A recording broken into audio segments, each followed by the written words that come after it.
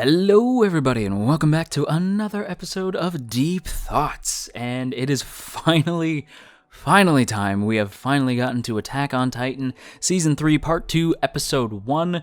My goodness, we're approaching that Kingdom Hearts 2.8 HD remix levels of, like, what even is that title? But at least it's not, like, some crazy long light novel title, so I guess we're still in the realm of decent title.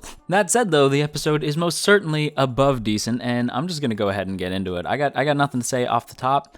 I do have a little bit of a gripe to pick, not so much with the episode, but sort of with the people's reaction to the episode, I suppose, but or rather, person's reaction to the episode, but that's something I'll save for later. I want to kind of end the video with that, but let's go ahead and dive into this first episode. So to begin, I have to say that the animation had incredible highs and sort of varying midpoints. I didn't really see anything in the episode that I thought was atrocious. I pretty much enjoyed the episode start to finish. I think the animation team really did well here, especially given that, as we have been hearing from the anime industry, it's not great out there, so the fact that they're still willing to put in the effort, I don't know, it's impressive. And there's scenes in this episode in particular when Levi lunges at Reiner that I thought looked friggin' dope. I loved it. I think that you still have the impact from previous seasons. In particular, the first part of Season 3, I thought the animation had like the same thing, just these incredible highs and sort of varying midpoints. At no point do I think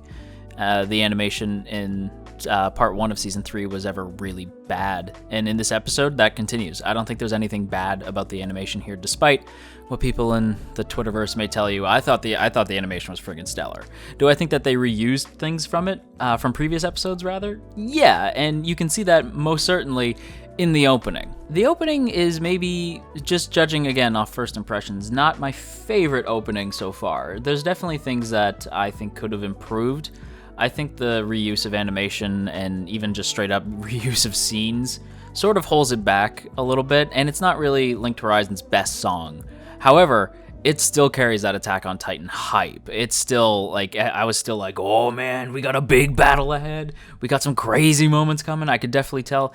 And this is very minor, but I do want to say, I really like the rainbow splatters. I think that's a neat way to break things up from the kind of more grimdark visuals on display, to have these sort of rainbow splatters for the credits. I thought that worked pretty darn well. I also like the use of slow motion in this. I appreciated that it to me sort of signifies that maybe this battle is going to take place over a long period of time, since what they're showing in the slow motion seems to be the battle that's going to be taking place in the next episode. So if the whole second half of Season 3 is just one big fight, I'm definitely not against that. I'm assuming we'll get flashbacks. I'm assuming we'll probably get beyond this fight, but the slow motion sort of signified that to me. But hey, I'm not Jeff. I'm not great at totally like super analyzing an opening for stuff like that. But speaking of super analyzing the opening, I do also got to point out that we get to see the said campfire that Armin was freaking out about in the opening. We actually see Reiner and Bert and the mysterious ape titan. Was it Ape Titan? Is that what we're calling him? I don't recall. It's been too long since part 1, now I forget. But yeah, we see sort of Reiner, Bert, and the ape, the guy who's the Ape Titan dude, like sitting at the campfire. So I do think it's neat that the opening did show, like, no, they, like, Armin's right. There definitely were people here. And the fact that they knew that they were coming, that's interesting to me. Despite any, like, sort of opinions on animation, because again, most of the animation is sort of it's mostly there to service what I think was on point in this episode, that being story, character, lore. I am so in to see them try to take back Wall Maria, and I'm just like, to me it feels like a long time coming.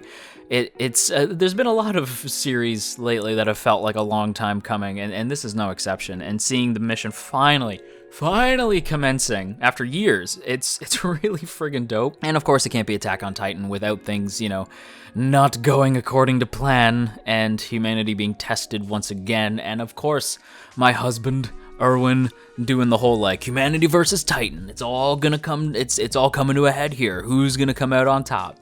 I appreciate that, because it is basically humanity versus the Titans, because, well, yes, there are still humans, like, existing, but if the Scouting Legion falls here, you can be pretty darn sure that they ain't surviving for very long. This really is going to be the battle for who's going to come out on top, Titans or humans.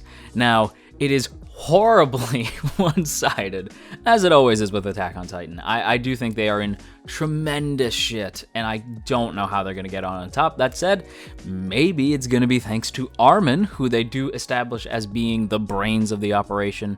Armin it leans into sort of the character progression of the episode, because, man, Armin really has come quite a long way. The fact that even Erwin is saying, like, yeah, he's sort of wet around the ears, he's still sort of new, he's still a bit shaky, a bit nervous, and we see that at the beginning of the episode as well. But the fact that Armin is sort of coming into his own, he's able to give orders, he's able to think outside the box, think like the Titans, I think it makes him, like Erwin says, one of their greatest weapons. Armin's grown a lot. I'm very proud of Armin. I'm rambling, but I mean, that's usually why people come to these videos anyway. Extended thoughts and opinions, totally off the cuff, off the top of my head. I don't write anything for these. It's pretty much just whatever I can remember from the episode, aside from, hype.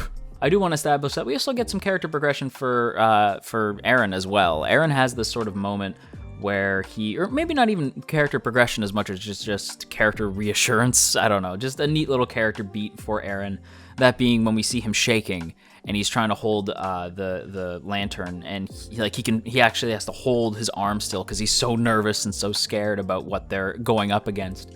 And Armin sort of says, like, "Are you scared? I'm always scared," which, I mean, fair. It's a scary situation, but we see.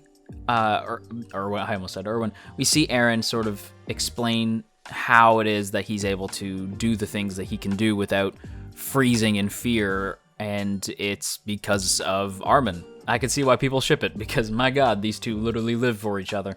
And the fact that he wants to see the ocean with Armin, and it sort of harkens to that poster we see of Eren sort of standing at the ocean, but I just think that's really interesting, in the fact that he's sort of reassuring Armin that he isn't scared. We see him let go of his hand, and his hand is steady. And that's that sort of thing that I like about Eren, that he can bring himself back from the brink, although occasionally he needs someone like Historia, to hit him upside the head and remind him that he's friggin' Eren friggin' Yeager. And I don't know. I just really love that little character beat. I love the little character moments in Attack on Titan, and that one in particular I really thought was very, very sweet for Eren and Armin. I don't know. I just appreciate it. But we also get some really neat lore stuff as well with the lanterns. At first I thought it was just like regular ass lanterns, like just candle lantern.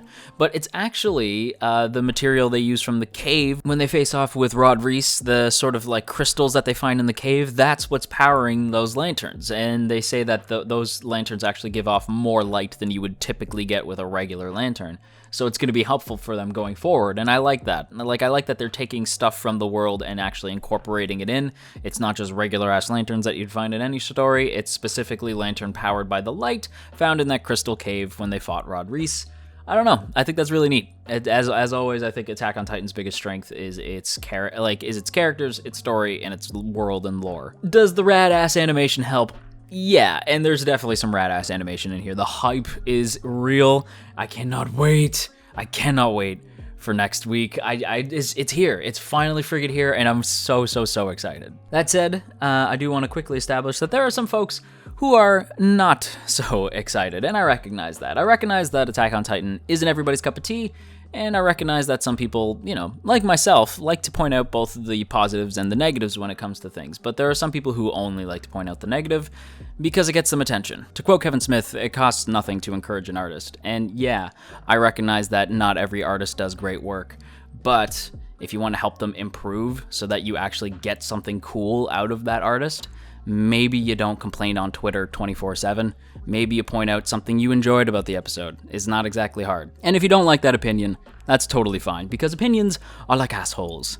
everybody's got one. The only thing I can add to that statement is that just because you got one doesn't mean you have to be one. That said, I do want to give a big thank you to all of you who stuck the whole way through the video. It is much appreciated. Your support, like over these last couple weeks, especially in this season, has been tremendous, and I genuinely thank you from the bottom of my heart. But of course, I also have to give a big shout out to the good folks over on Patreon, in particular those in the Earl Grey tier: Omner Garamond, Veridin, Tristan, No For Nothing, Dominic, Evil, Urza, Caden Fate, Gabriel, Sipco Games, and Opinionated Slime. If you too would like to have your name in the credits of these videos, or you would like to have your name shouted out at the end of these videos, be sure to go check us out over on Patreon for that and a bunch of other sort of cool rewards that you can be a part of. Until our next meeting, folks, stay rad and don't scary.